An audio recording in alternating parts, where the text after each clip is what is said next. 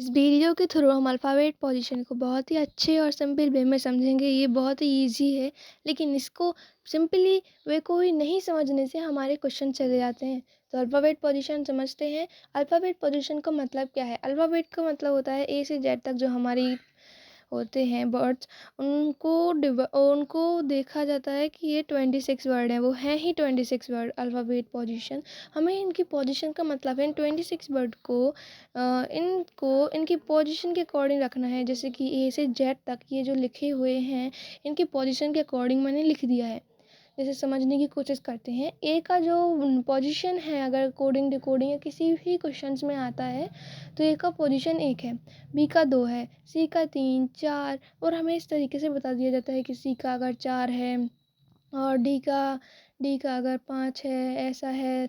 तो हमें इन तरीके से डिकोड करना होता है ऐसे क्वेश्चंस को रीजनिंग में। तो इन्हें हम इस तरीके से सॉल्व करते हैं।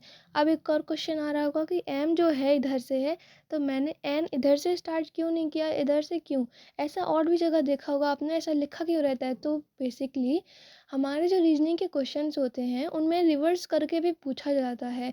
अब रिवर्स का आपको किसी ने नहीं बताया होगा। रिवर्स का मतलब ये होता है कि हमें जो क्वेश्चन है वो रिवर्स पोजीशन में पूछ लिया जाता है। जैसे कि ऐड की अगर पोजीशन जेड की अगर पोजीशन 26 है, तो ए की जो पोजीशन होगी वो फर्स्ट होगी। एन की अगर 14 है तो एम की जो होगी वो 13 होगी। तो ऐसे रिवर्स में हमें क्वेश्चंस को पूछ लिया जाता है।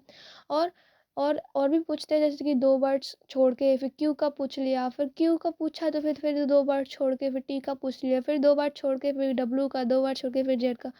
इस तरीके से भी पूछ लेते हैं।